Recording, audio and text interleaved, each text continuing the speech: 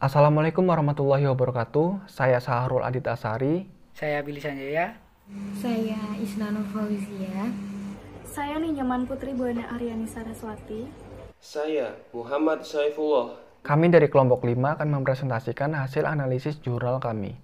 Jurnal yang pertama adalah Jurnal Hukum Kenotariatan dan Kepppat-an, volume 2, nomor 1, tahun terbit Desember 2018. Dengan judul Kepastian Hukum Penerapan Jangka Waktu Perpanjangan Hak Guna Bangunan yang berakhir masa berlakunya sebagai objek hak tanggungan sebelum perjanjian pokok berakhir dikaitkan dengan peraturan perundang-undangan yang berlaku.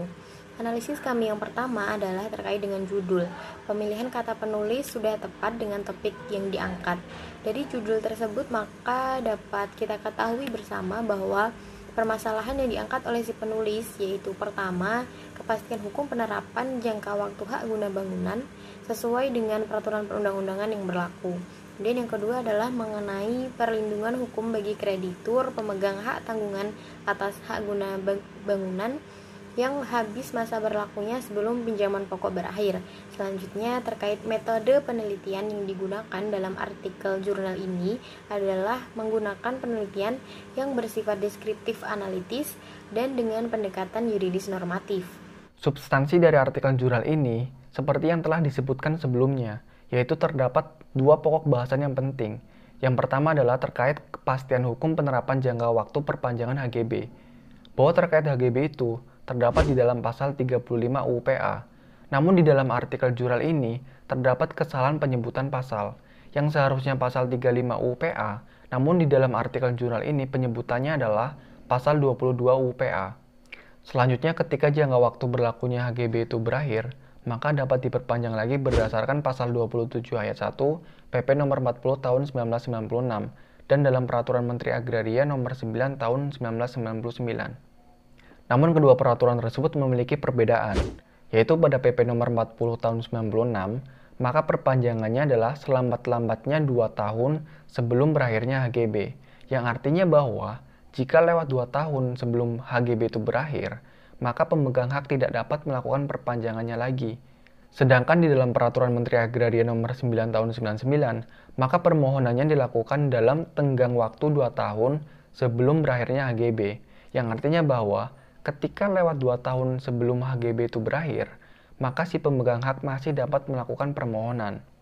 Berdasarkan artikel jurnal ini, maka Peraturan Menteri Agraria Nomor 9 Tahun 99 itu jauh lebih memiliki manfaat atau jauh lebih efektif terhadap masyarakat. Namun dari hasil analisis kami, bahwa dalam prakteknya, beberapa BPN kabupaten atau kota itu tidak membedakan kedua peraturan tersebut. Karena pada intinya, selama jangka waktu HGB itu belum berakhir, maka dapat dilakukan permohonan perpanjangan hak. Kemudian poin yang kedua adalah terkait perlindungan hukum bagi kreditur pemegang hak tanggungan atas HGB yang habis masa berlakunya sebelum perjanjian pokok berakhir. Setelah hapusnya HGB tersebut, maka hak tanggungan yang melekat pada HGB itu juga ikutan hapus. Serta kedudukan kreditur yang sebelumnya menjadi kreditur preferen, sekarang menjadi kreditur konkuren karena tidak lagi memegang jaminan kebendaan. Selanjutnya terkait perlindungan bagi kreditur, yaitu salah satunya dengan merujuk ke pasal 1131 KUH Perdata, yaitu bahwa keseluruhan harta benda milik debitur merupakan jaminan umum terhadap seluruh hutang-hutangnya. Sehingga dengan demikian, maka kreditur dapat mengajukan gugatan wan prestasi terhadap debitur. Kemudian di dalam tuntutannya juga perlu meminta pengadilan untuk membebankan cita jaminan terhadap harta benda debitur. Jurnal yang kedua yaitu Jurnal Prasada volume 2 nomor 4 September 2017 dengan judul Hak Tanggungan atas Hak Guna Bangunan di atas Tanah Hak Milik. Setelah membaca dan memahami isi dari jurnal tersebut, maka permasalahan yang diangkat oleh penulis yaitu yang pertama terkait dengan pembuatan akta perjanjian dan akta kuasa dalam pemberian hak guna bangunan atas tanah hak milik, bahwa yang seharusnya lebih dulu dilakukan adalah pemberian hak guna bangunan atas tanah hak milik itu dilakukan dengan akta pemberian hak guna bangunan atas hak milik yang dibuat di hadapan PPAT berdasarkan dengan PP nomor 40 tahun 1996. Kemudian yang kedua adalah pemegang hak milik kurang mendapat perlindungan hukum secara represif apabila hak guna bangunan dijadikan jaminan utang dengan dibebani hak tanggungan. Untuk jurnal yang kedua, kami ingin menyampaikan beberapa hal. Yang pertama terkait dengan judul. Nah, pada dasarnya judul ini sudah sesuai dengan topik yang akan dibahas. Kemudian untuk metode, ini menggunakan metode secara empiris dengan pendekatan perundang-undangan, pendekatan kasus, dan pendekatan analitik.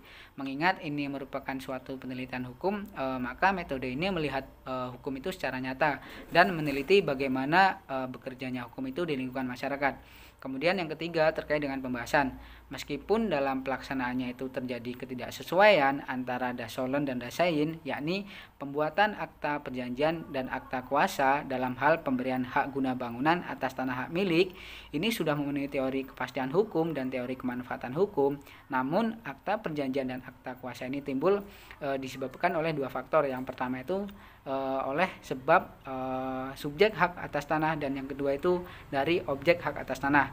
Maka dalam peristiwa konkret, hukum dapat memberikan kejelasan kedudukan bagi para pihak dalam peristiwa perjanjian yang kepentingannya itu berseberangan. Namun perlindungan terhadap pemegang hak milik ini nampaknya masih memerlukan perhatian. Padahal sudah sangatlah jelas di dalam pasal 28 di ayat 1 Undang-Undang Dasar 45 itu menyebutkan bahwasanya setiap orang itu berhak atas pengakuan, jaminan, perlindungan, dan kepastian hukum yang adil serta perlakuan yang sama di hadapan hukum. Maka sudah sangatlah jelas. Ini juga berlaku di dalam ketentuan bidang pertanahan. Nah, lebih lanjut, isi pembahasan dari jurnal ini masih kurang. Seharusnya di dalam pembahasan ini menyantumkan secara jelas bagaimana solusi perlindungan hukum represif apabila hak guna bangunan ini dijadikan jaminan utang dengan dibebani hak tanggungan. Dan seharusnya rumusan pasal 28 D ayat 1 ini menjadi rujukan sehingga pemilik tanah tidak khawatir jika suatu hari nanti hak guna bangunan itu dijadikan sebagai jaminan pelunasan hutang. Jurnal yang ketiga yaitu Jurnal Magister Hukum volume 7 nomor 3 September 2018 dengan judul Penolakan Pemberian Rekomendasi Pembebanan Hak Tanggungan terhadap Hak Guna Bangunan di atas Hak Pengelolaan Pemerintah Kalimantan Timur. Jenis metode penelitian yang digunakan adalah jenis penelitian normatif dan dengan pendekatan analisis konsep hukum. Secara keseluruhan, di dalam pembahasan, penulis sudah bisa memberikan penjelasan sesuai dengan tujuan penelitian yang dikemukakan, yaitu mengetahui kesalahan tafsir oleh pemerintah Kalimantan Timur dalam surat gubernur, yaitu mengenai alasan menolak memberikan rekomendasi guna penjaminan hak tanggungan atas hak guna bangunan di atas hak pengelolaan milik pemerintah Kalimantan Timur. Dan penulis juga memberikan argumentasinya terkait alasan penolakan tersebut. Alasan penolakan yang dilakukan oleh pemerintah Kalimantan Timur yaitu dengan alasan yang bertentangan dalam Undang-Undang Nomor 1 Tahun 2004 pada pasal 49 ayat 5 adalah kurang tepat.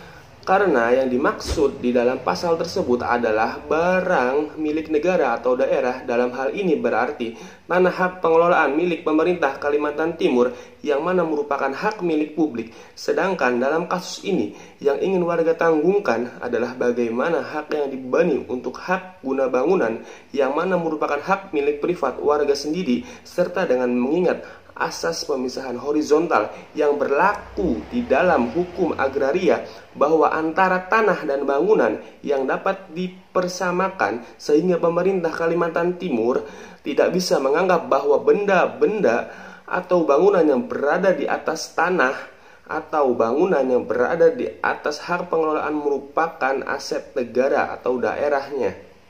Karena baik dari segi hukum maupun dari segi kepemilikannya itu berbeda. Dalam hal ini jelas bahwa pemerintah Kalimantan Timur merugikan warga perumahan Kopri Samarinda karena tidak dapat membebankan hak tanggungan di atas hak guna bangunan milik warga tersebut. Kelebihan dari jurnal ini yaitu secara keseluruhan, jurnal ini memiliki kelebihan yang menonjol. Jika dilihat dari sisi abstraknya, penulis sudah menggunakan format bahasa Inggris dan juga bahasa Indonesia. Kelebihan lainnya adalah dilihat dari metode penelitian, yaitu normatif dengan menggunakan pendekatan analisa konsep hukum dan pendekatan kasus. Dan hasil penelitian menunjukkan terjadinya salah tafsir dalam surat Gubernur Kalimantan Timur. Di dalam jurnal ini tidak ditemukannya kekurangan, karena di dalam jurnal ini sudah mencantumkan dua syarat untuk mendapatkan International Standard Serial Number, yaitu yang pertama adalah dengan mencantumkan abstraksi dengan menggunakan bahasa Inggris dan menggunakan bahasa Indonesia, dan yang kedua yaitu dengan mencantumkan atau berpedoman pada penulisan karya ilmiah yang sudah sesuai dengan standar. Maka dari itu, jurnal ini sudah terakreditasi dan menggunakan International Standard Serial Number, sehingga tidak ditemukan kekurangan di dalam jurnal ini. Sekian dari kami, kurang lebihnya mohon maaf. Wassalamualaikum warahmatullahi wabarakatuh.